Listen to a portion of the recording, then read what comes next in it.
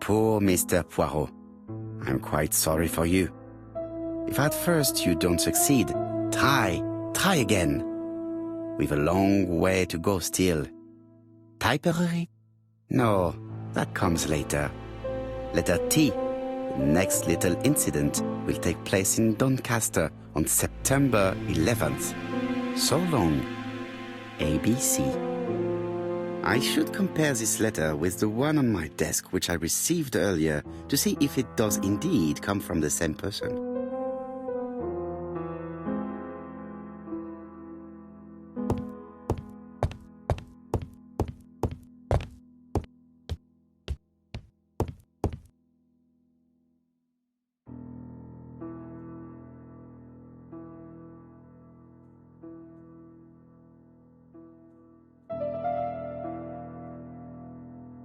Let us examine this more closely.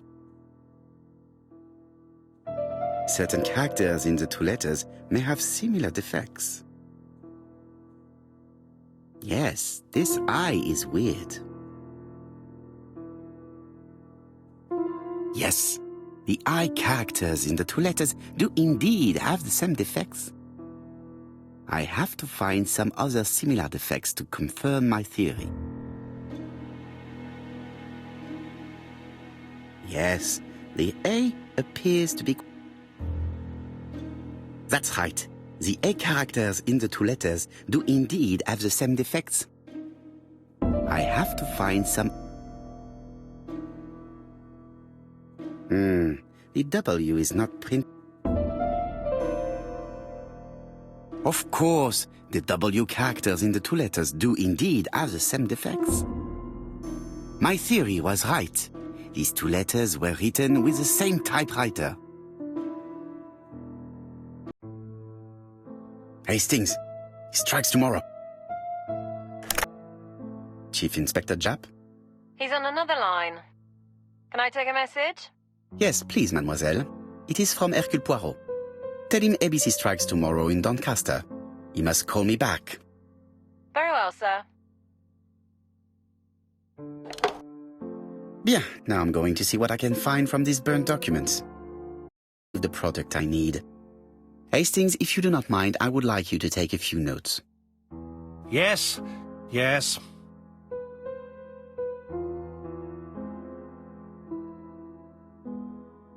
I've finished with this subject.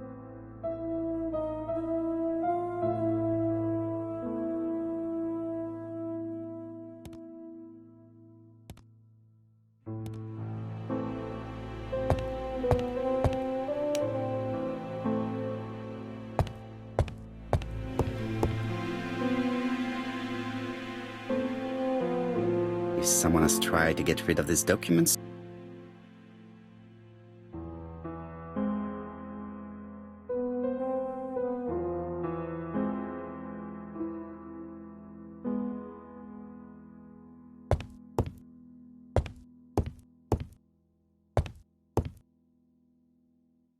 I've finished with it.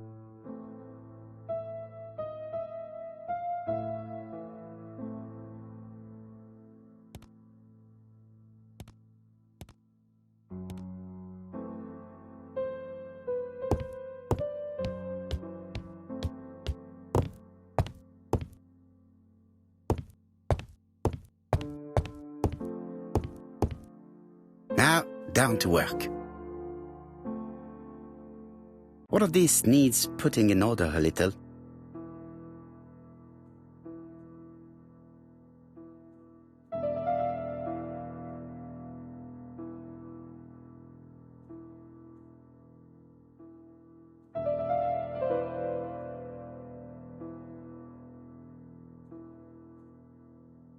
This piece should be placed here.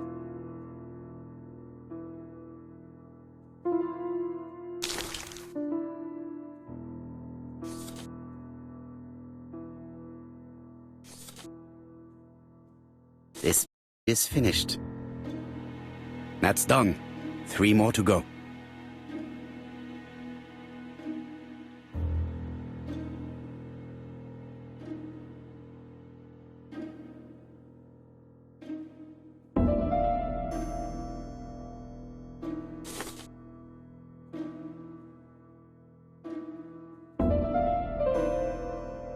This page will be reconstructed in a flash.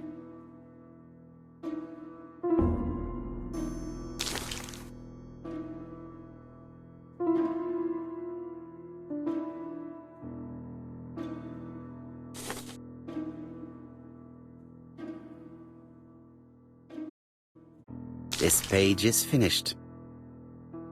And that's 2 done. It's easier than I thought.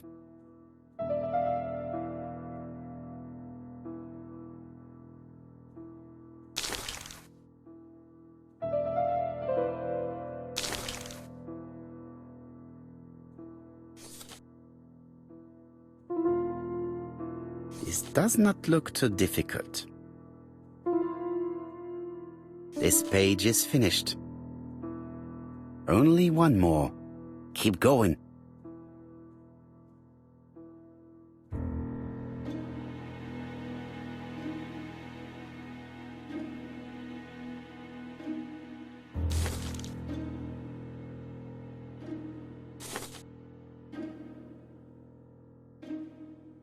It's so simple.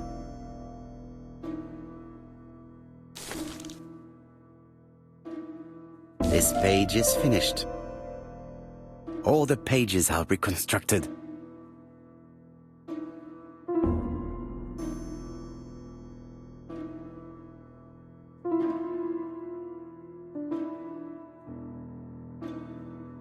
A dry cloth. A bottle of solvent.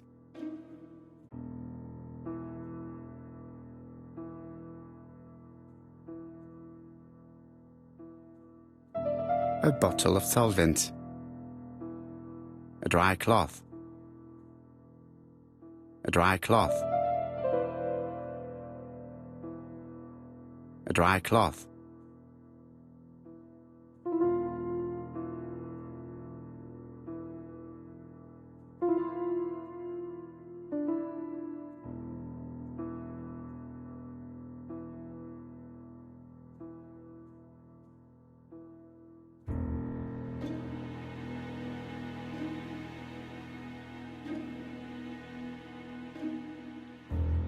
A dry cloth. A bottle of solvent. A bottle of solvent.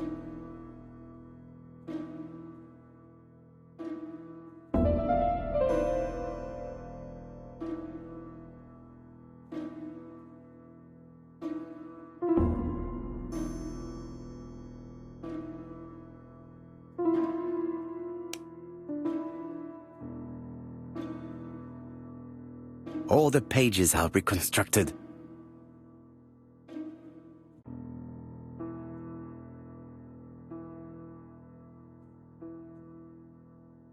A dry cloth.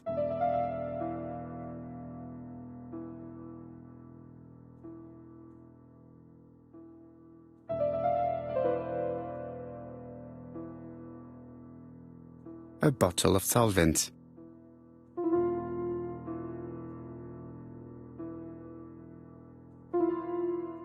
A bottle of solvent.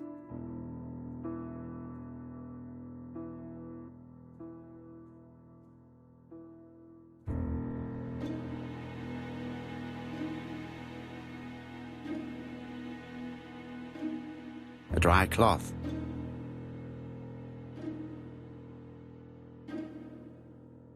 A dry cloth. A bottle of solvent.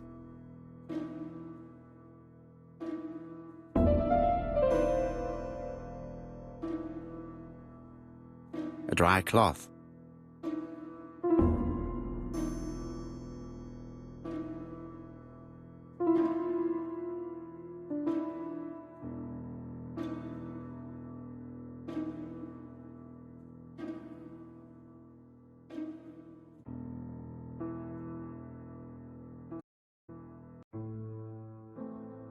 Now, down to work.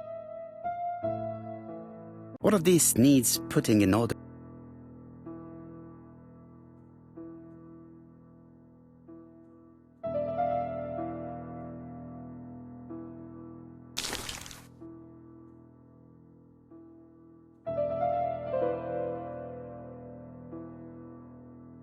I think that this is right.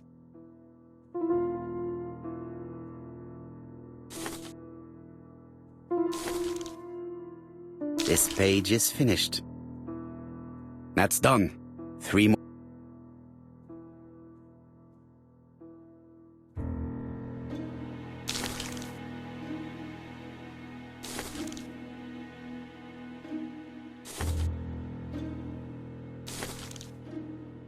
This page is finished. And that's 2 done.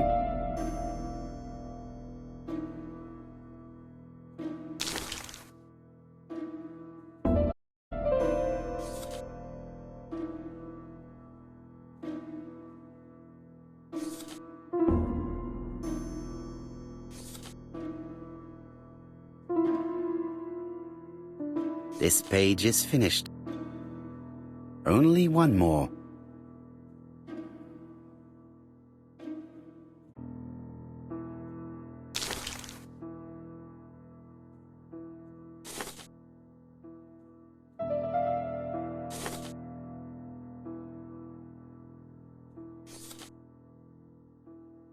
This page is finished.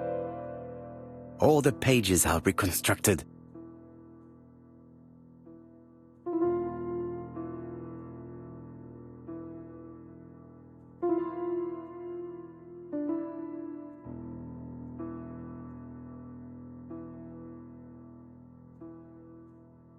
A dry cloth. A bottle of solvent. A dry cloth.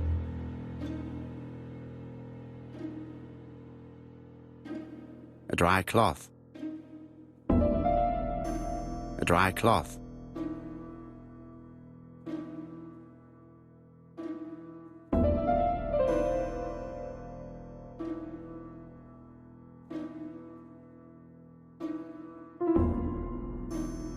A dry cloth. A bottle of solvent.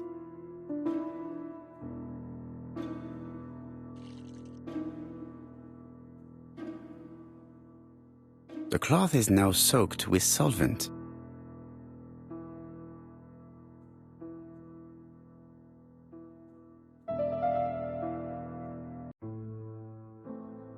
Got it! Make a note, Hastings, make a note. Mrs. Alice Asher, shop owner in Andover. Tracheitis, hemoptysis, prescribed laudanum. I got it. Look. Poirot, where on earth did you find these files? On a fire at the bottom of the garden at Comside. All right, but where did the person who burned them find them?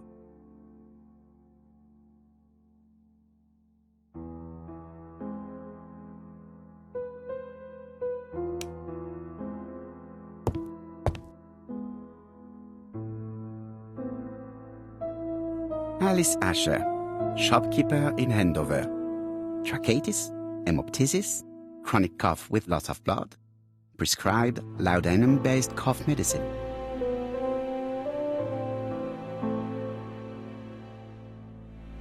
Betty Barnard, waitress in Bexhill. Chronic bronchitis causing dysphonia. Advised to stop smoking. Alexander Bonaparte Cust. While wounded, mustard gas and head trauma. Pulmonary emphysema. Hemoptysis. Coughing fits with blood. Suffers from absences and amnesia. Dick Dudley Dunbar, owner of the Black Swan Hotel in Doncaster. Asthmatic, heart disease, heart condition. Let us now try and get our brain cells to work.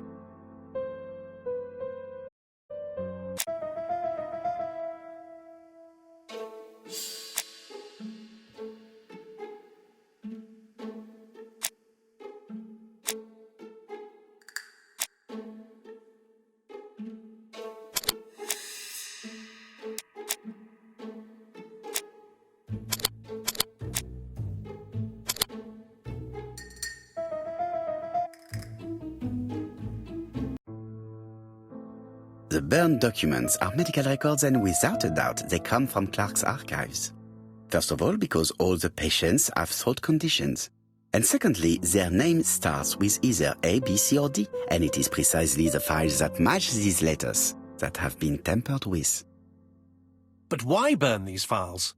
How come the names of the two victims appear on them? And who are the two other patients? These are very good questions.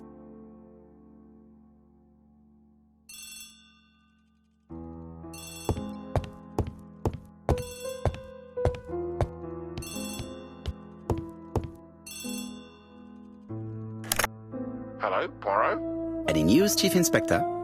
You wanted a stocking seller? We have one. Reported by his landlady, who thought he was behaving suspiciously. He has the most unbelievable name.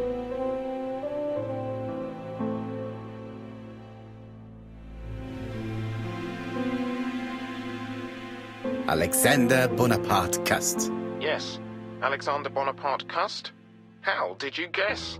Poirot, you have magical powers. It's a serious lead.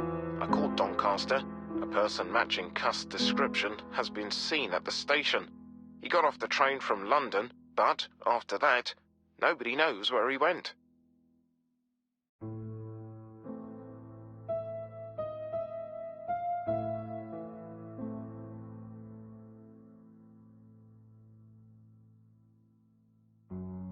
Have the town searched. Indeed, it's the only thing to do. But the town is large and time is short. It appears that all our hopes rest on the local police.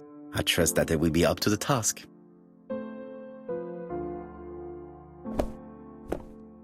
Something is bothering me. Can you reread the burnt documents? Look at the fourth file. Dick Dudley Dunbar, Black Swan Hotel, Doncaster. Mon Dieu, Hastings, bien sûr. It's the fourth victim. We must warn Mr. Dunbar immediately. I'll call the Black Swan. Hello, the Black Swan. Hercule Poirot here. May I speak to the owner? Speaking. Dick Dudley Dunbar. How can I help you? Is there Mr. Cust among your guests? He arrived today. Shall I call him for you?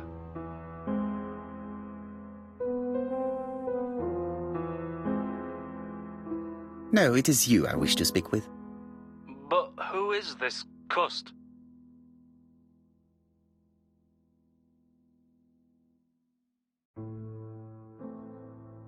Have you heard about the ABC case? Oh, yes. I must say I'm not all that reassured. What with my name starting with D and all that. You're in danger. Beware of your guest. Do you think that Cust might be dangerous? Oh, I do hope you're wrong. He seems so harmless, you know. Oh, yes, completely harmless.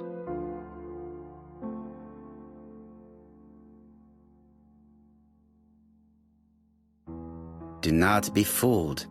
He has already killed 3 people and you are next. A murderer? Under my roof? Good God! Dunbar, can you hear me? Dunbar! Hello? Dunbar has had malaise. That's all we needed. I'm calling the Doncaster police. I hope they get there quickly. Hello, Poirot. We have some good news. The police in Doncaster have caught our man at the Black Swan Hotel. They're sending him here by train. How is the hotel owner? He had a heart attack. He was taken to the hospital. Oh no. It is my fault. When I told him the killer was at his hotel, I should have been more considerate. Come on, Poirot. You weren't to know he had a weak heart.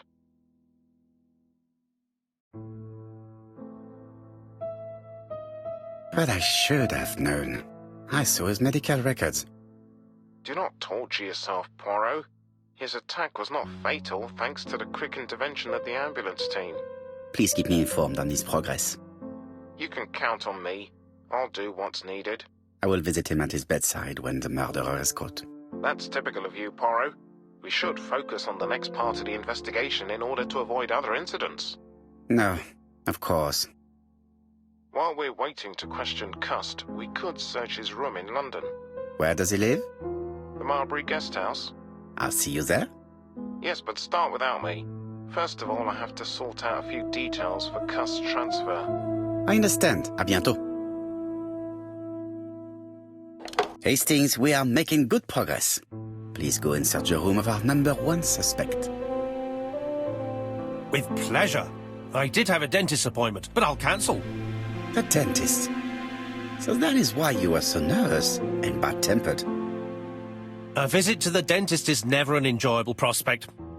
But an unavoidable one. Go to your appointment, Hastings.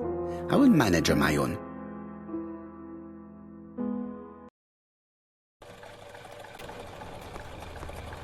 To Marbury Guest House, please.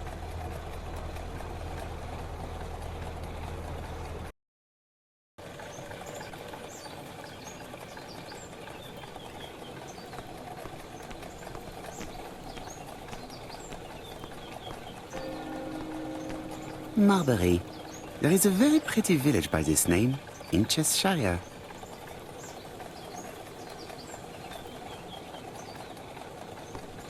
I've been going past this modest guest house for so long. I would never have thought that the ABC case would lead me here.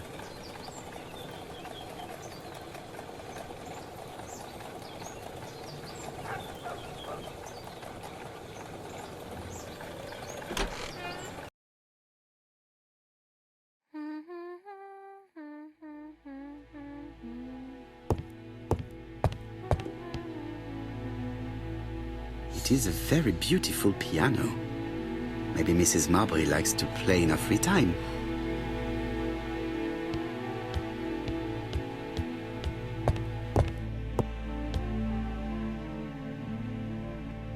How do you do? You must be Mr. Hercule Poirot. Chief Inspector Jupp told me that you might be coming.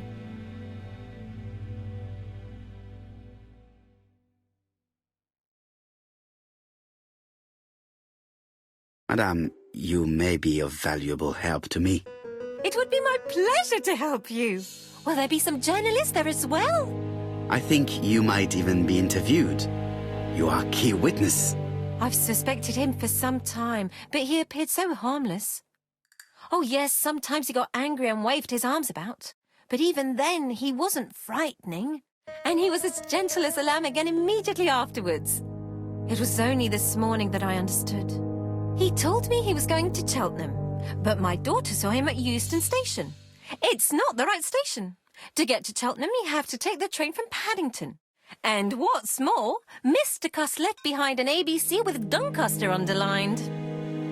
As you can imagine, when I saw that, I called Scotland Yard.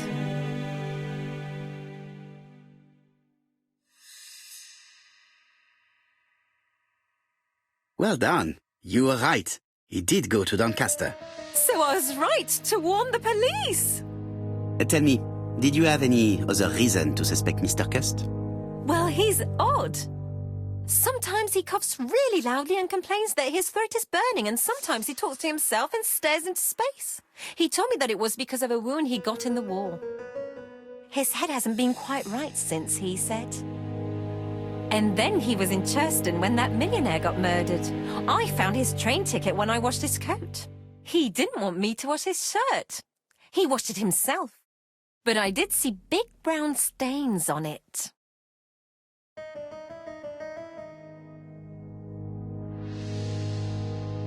Where were the stains on the shirt? On the collar and on the buttonholes. Cut used to travel for his work. Is that correct? Oh, it wasn't for pleasure. He was always unwell on trains. But he had to sell his stockings around England. I have to respect my engagements, he used to say. Do you know where Cust was at the time of the murder in Andover and Bexhill? On June the 21st and July the 25th? No, I don't know. That was a while ago, you know. But surely you keep a register. It won't do you much good. Mr. Cuss rents his room for the year. If he goes away for a few days, I have no reason to make a note of it. Ah, I remember one thing. Bexhill's by the sea, right? Indeed, it is a large seaside resort. Well, as it happens, at the start of July, Mr. Cust asked me to repair his bathing dress. Suspicious, huh?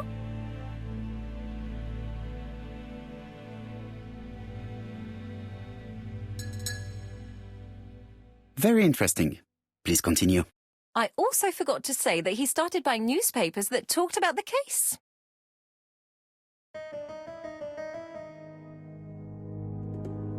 When did he start buying the newspapers? Let's see. I think it was just after the millionaire's murder in Churchton. He didn't seem all that interested before that. That will be all for now. I'm going to take a look at his room. Take the key on the counter.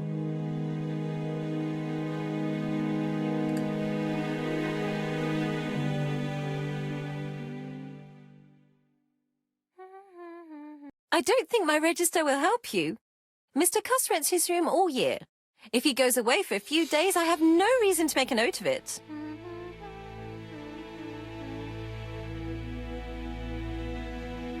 The truth is becoming apparent, and I have something to say to Mrs. Marbury.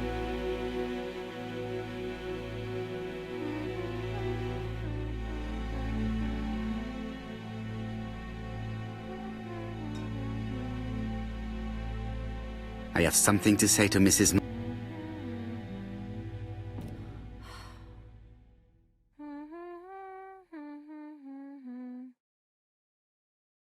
This woman appears to be in a good mood.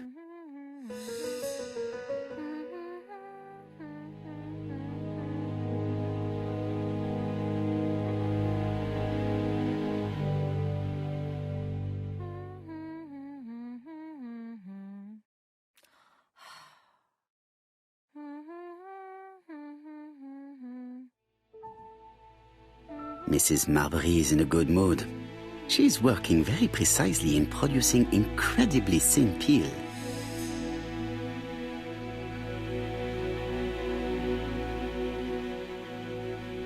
Mrs. Marbury, if I am to believe the register, you rented room 306 to a certain Mr. Fishman on the day of the Bexhill murder? Room 306 is Cust's room. Can you explain yourself? Yes, I remember. Just for one night as a favour. Mr. Cust was away, all my other rooms were taken, and poor Mr. Fishman had nowhere to go.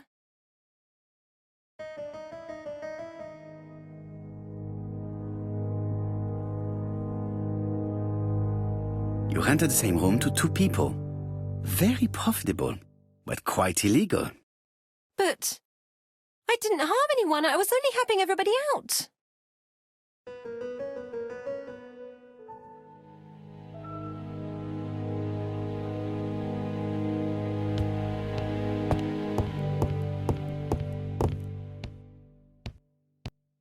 It is a very beautiful...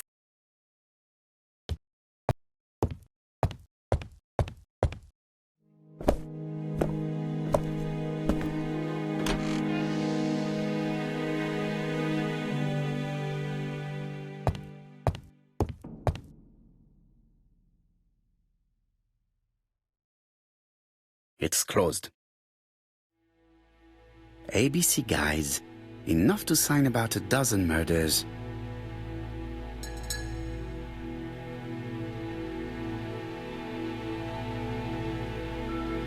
It's closed.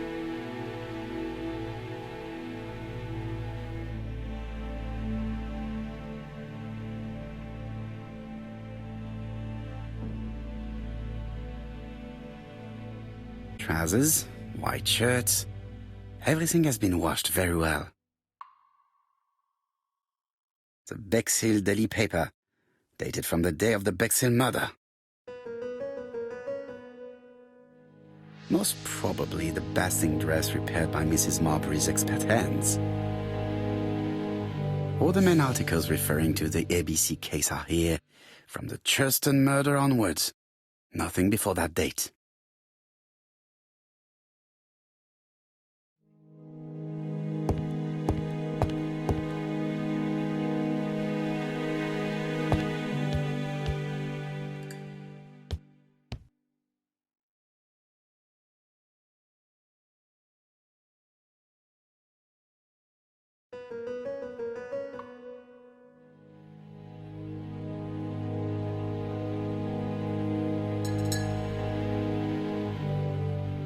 Laudanum Cameron's Chemists. Laudanum, a medicine for coughs. It is what Clark prescribed for Mrs. Asher. This subject would probably be useful to me.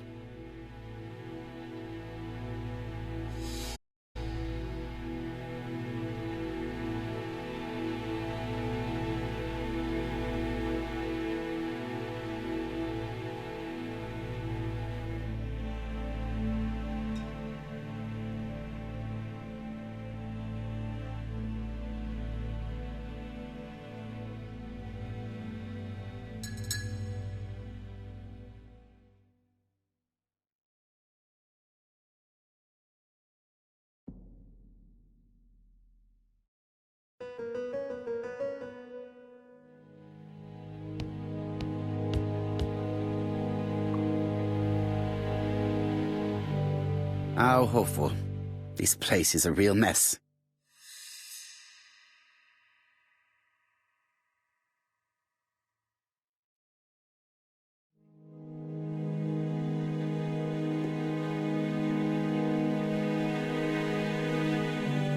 The least we can say that Mr. Cust is not very concerned about order and balance.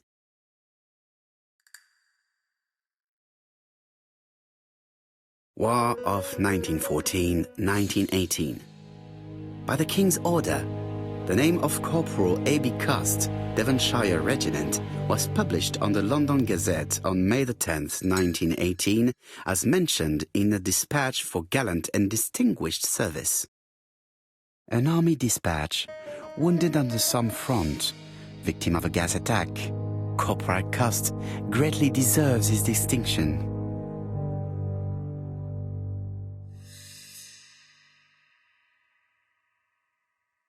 Did Cust drop it when he opened the window, or was it Mrs. Marbury while she was cleaning?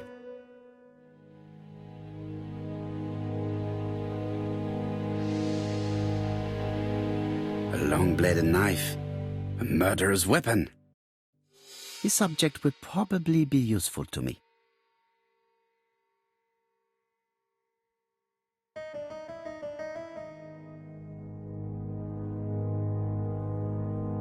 It's an ABC.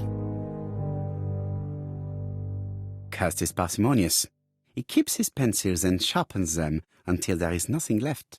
It is clear that he did not grow up in luxury.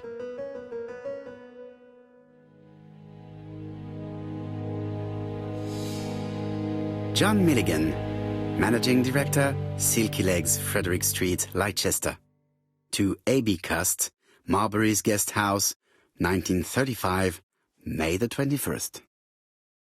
Dear Sir, further to our letters dated 5th and 10th of the month, we confirm we are you as door-to-door salesman, according to the conditions stated in our previous letters. We will send you the articles by mail and also a Redfield typewriter you will be using for every business letter. Regarding the schedule of your rounds, please do as following. June 21, Andover. Arrive by train the 20th in the evening and get a room at Station Hotel. Start your turn in the north part of the town. This letter establishes that Cust went to Andover, but the ink has hidden the destinations of his other trips. I know from Mrs. Marbury that he went to Churston. I just have to show that he went to Bexhill, and I will have proved that he was present at all the crime scenes.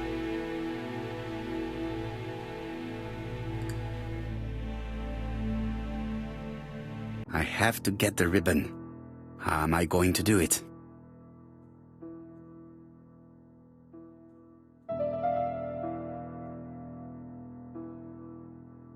Something is blocking the ribbon. The ribbon is jammed. I have to start by freeing it.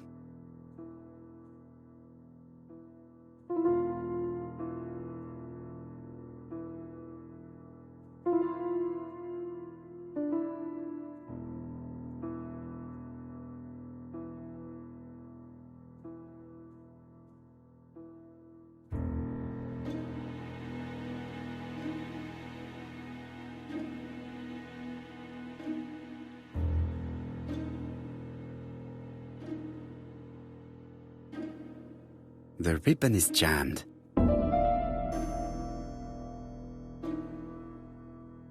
Something is blocking the ribbon.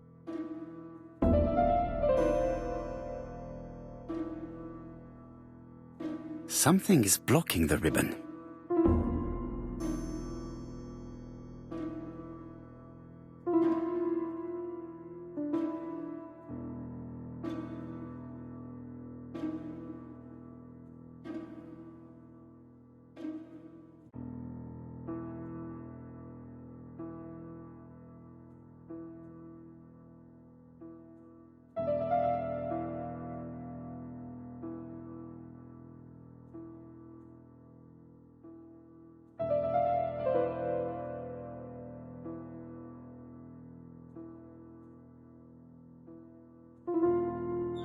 The right-hand heel has been removed.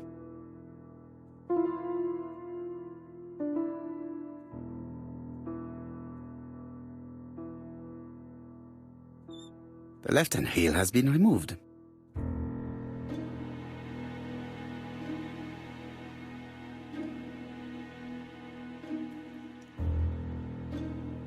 And here is the ribbon. Let us see if it was indeed used to write the letters sent by ABC. I only need the ink ribbon for my inquiry. I will let Jack clean the keyboard if he wishes. All the letters announcing the murders were written on Cust's typewriter.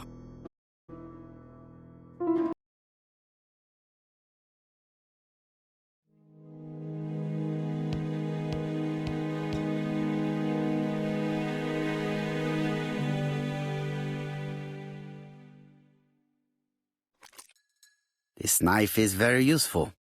Who knows, maybe it never cut anything other than string. Stockings. Stockings.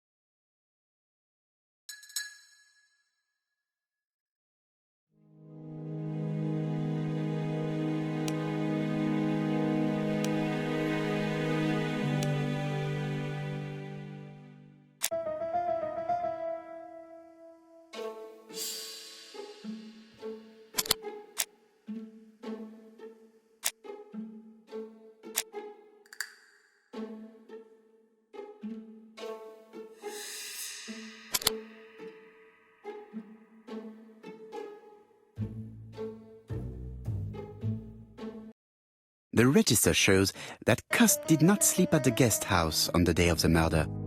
Where was he? Bexhill. The Bexhill paper reveals it. Cust bought this newspaper in Bexhill on July the 25th.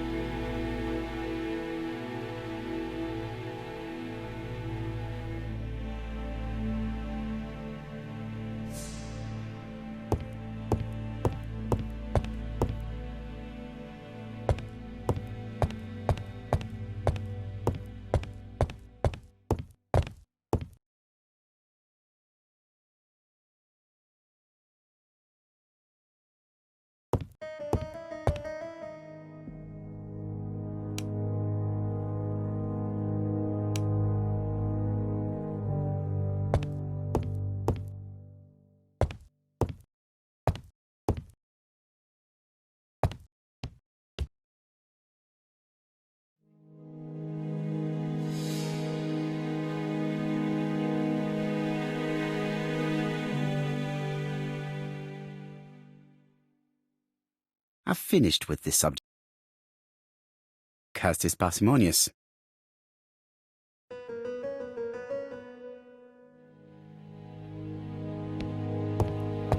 It is now the right time.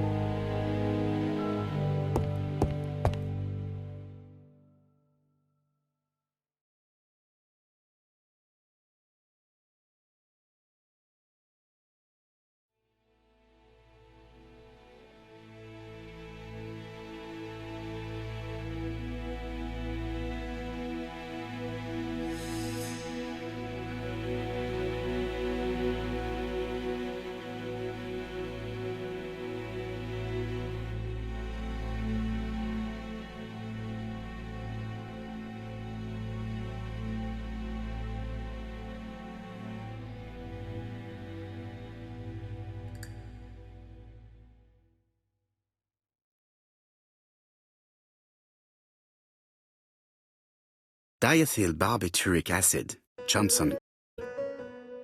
I know this medicine. It is a powerful sedative. This subject would probably be useful to me.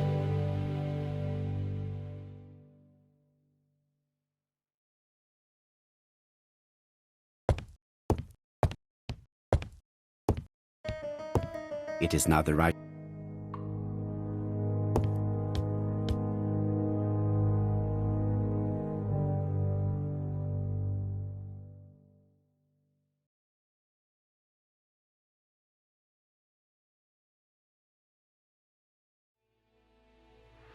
John Milligan. Dear Sir, regarding the schedule of this letter is...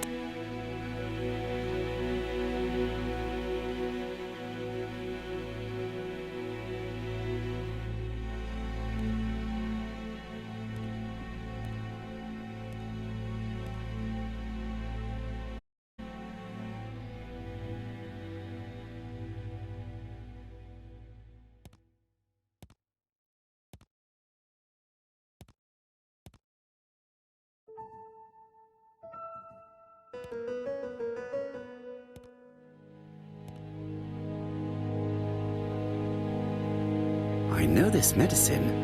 It is a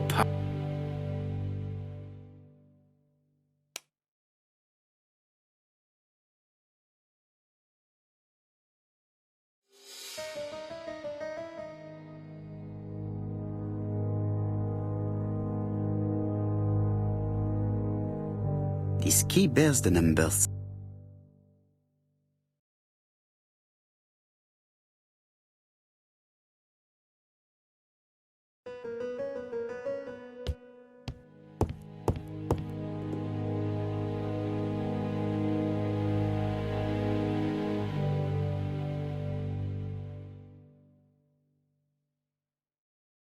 All the main articles.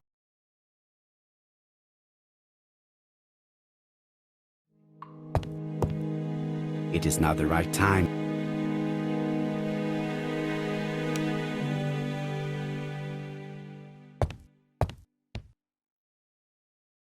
The least we can say that Mr. Cust is not very concerned about order and balance.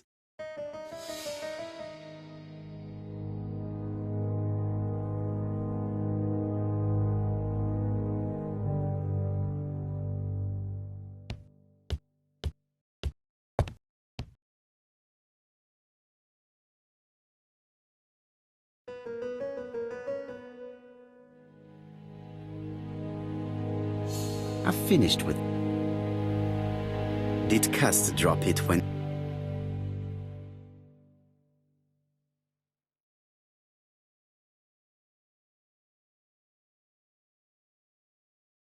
Laudanum, a medicine for coughs.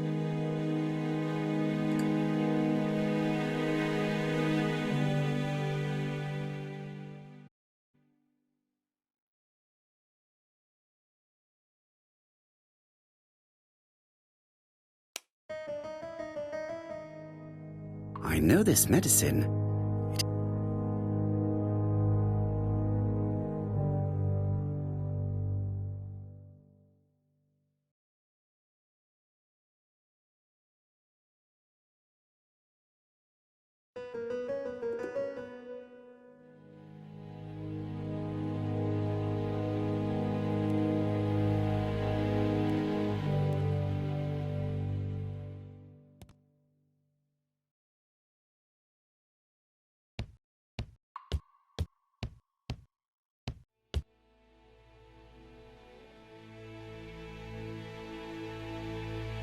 ABC guys, enough to sign about 12 murders.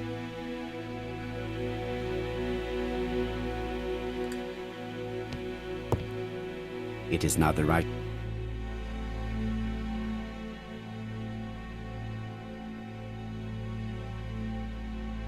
The Bexhill Daily paper, dated from the day of the Bexhill murder. All the main articles referring to the ABC case. Most probably. Trousers, white shirt.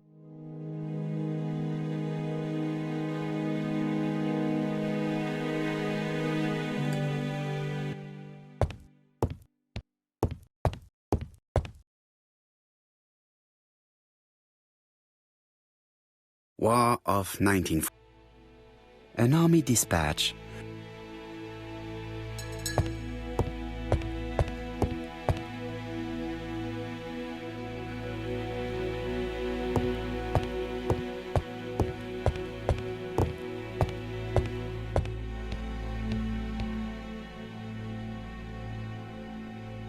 This dark stain.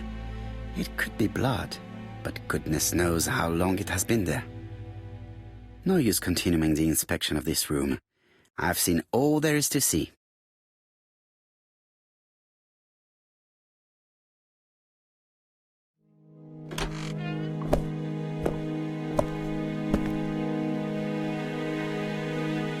Goodbye, Mrs. Marbury. Thank you for your help. Bye. Ah, Chief Inspector. I was about to leave. Good evening, Chief Inspector. Welcome. Please excuse me, I must go to the kitchen. I'll leave the key of Mr. Cust on the counter. I'm sorry I'm late. I've spent ages with the Doncaster police. And you?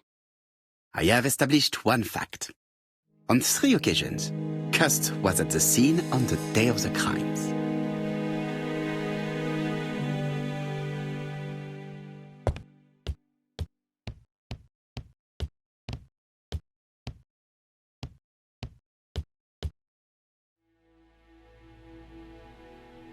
No more need to consider.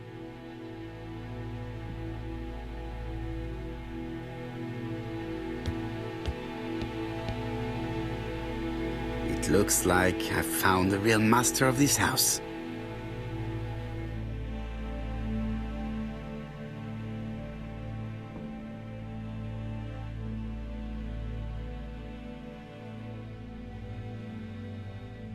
There is no need to worry about the household cat. I'm sure that Mrs. Marbury lets it do what it pleases.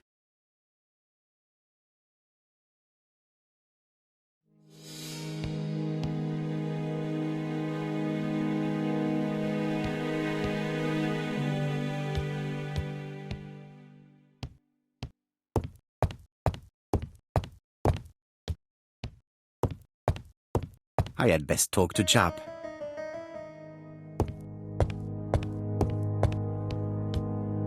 It is a very...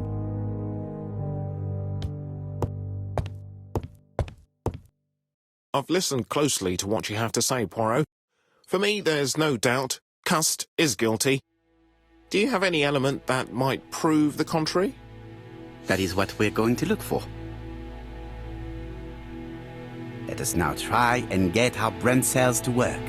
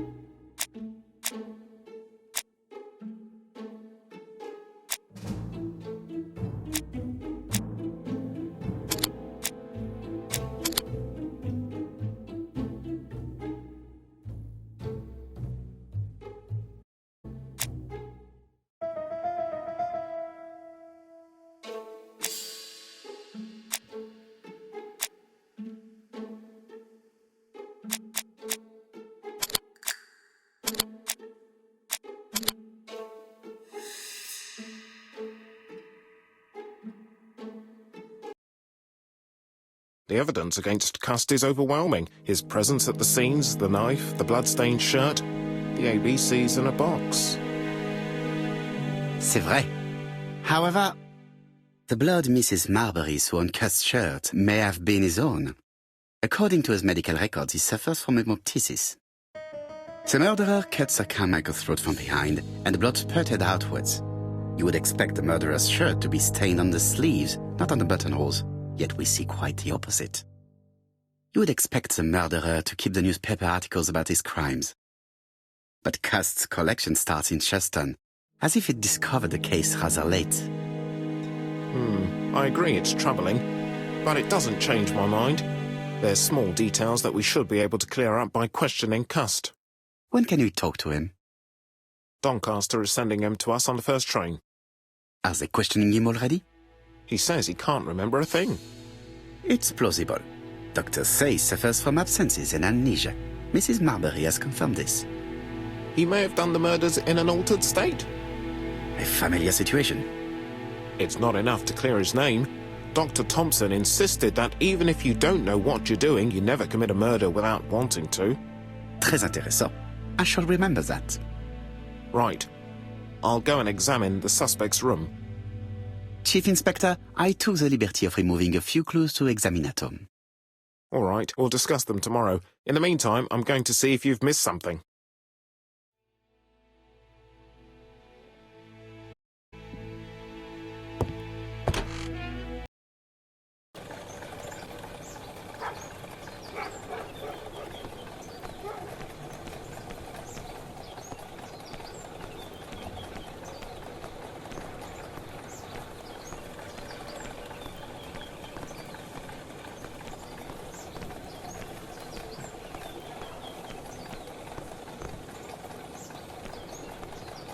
To Scotland Yard, please.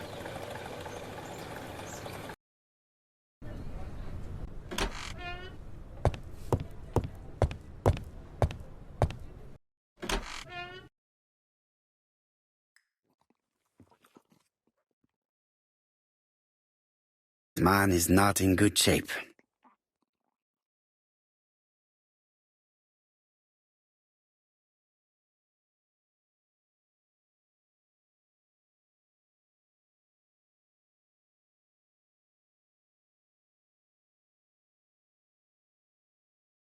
He is worried and very tired, and other police have been hard on him.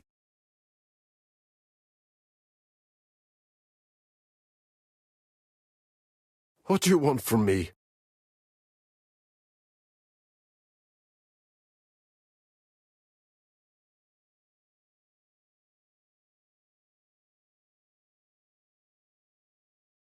Good day, ABC.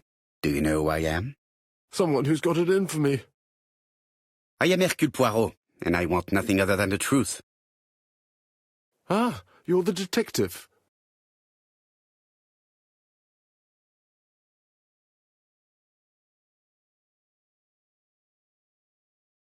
Why did you send me a letter before each crime? Why all these questions? When are you going to stop pestering me?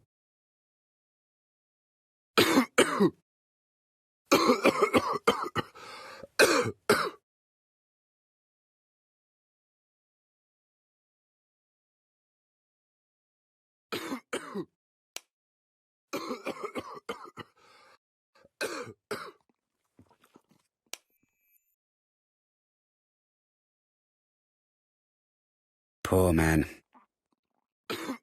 He is in no state to reply.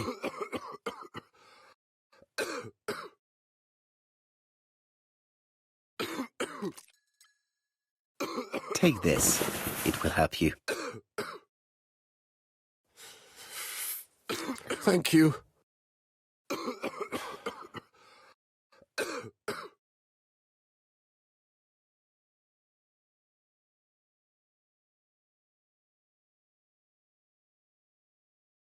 Oh, good God, my shirt is covered in blood again. Bon. I now know where the bloodstains Mrs. Marbury saw came from. Are you well enough to speak? Yes, I feel much better.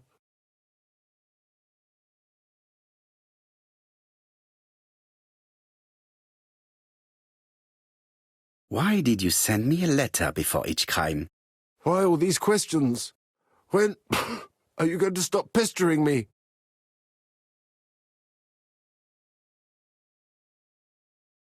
Maybe you forgot that you wrote these letters.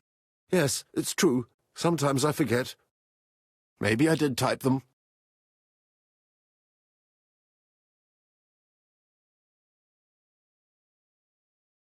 I do not believe that you are capable of murder, Mr. Cust. I hope not.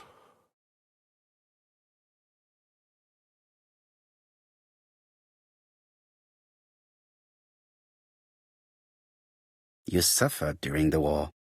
It's true. I was wounded. I suffered.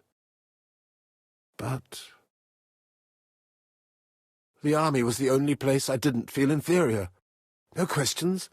Just orders to follow.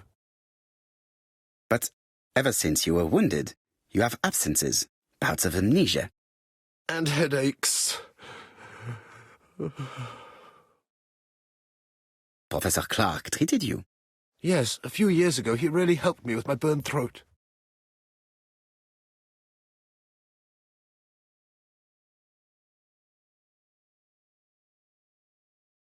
Of course, you never considered killing a doctor who took such good care of you. No, never.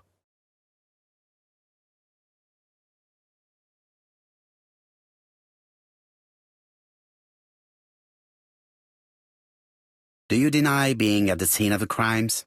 So? There was no harm in being there. It was only for my work. You were seen at all the crime scenes. Yes, I was. I travel a lot, but not for pleasure.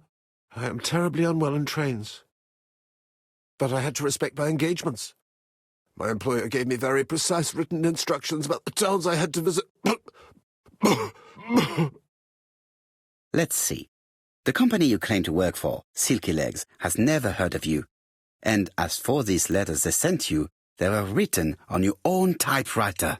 The company sent me the typewriter when I started working for them. Yes, but the letters were received afterwards.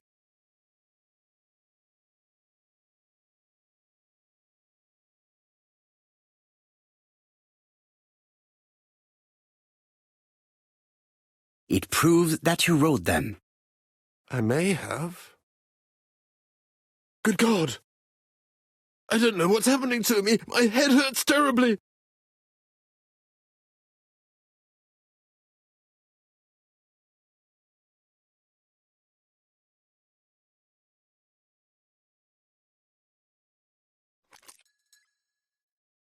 Take this. It will help you.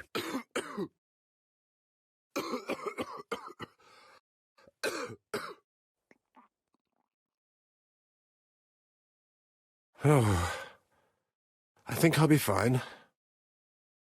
Let us see, Cust. Look at me. You know very well that you committed these murders? Yes, I know. But I'm not wrong in saying that you do not know why you committed them. No, I don't.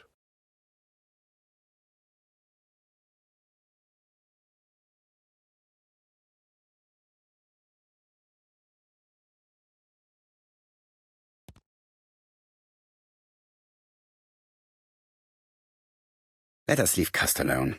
He's at the end of his tether.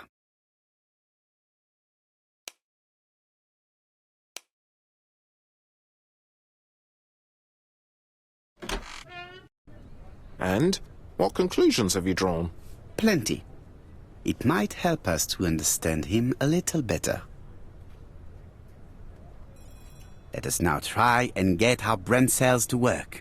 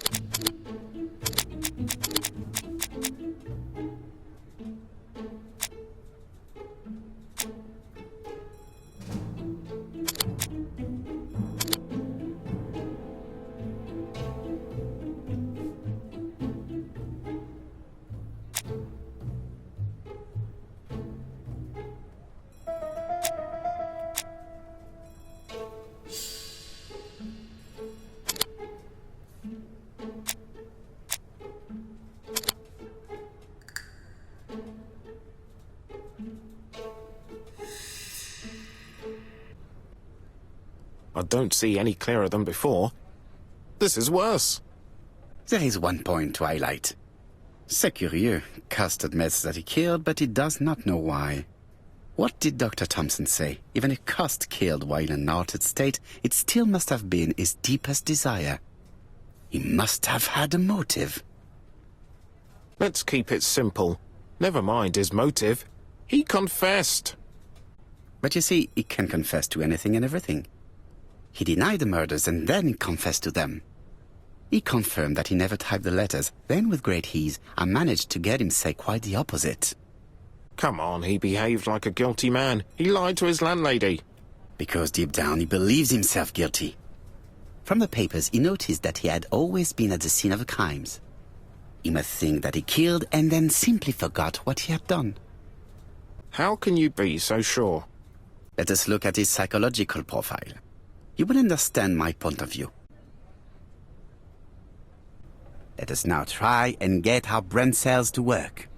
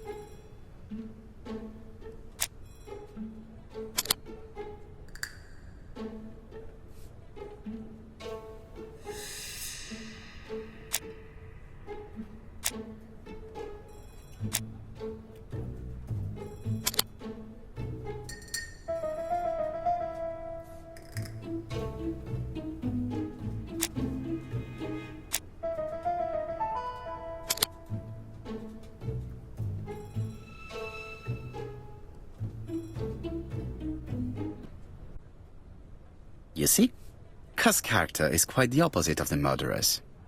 But if he's a madman, can we really talk about his character? You know very well that our murderer does not behave like a psychopath. Apart from the signature, there is no ritual repetition in the choice of victims. Very well, you're right as always. So we have no confession, no culprit, no suspects, nothing. And all that after 2 months of inquiry? What should I do? Have faith. Just give me 24 hours.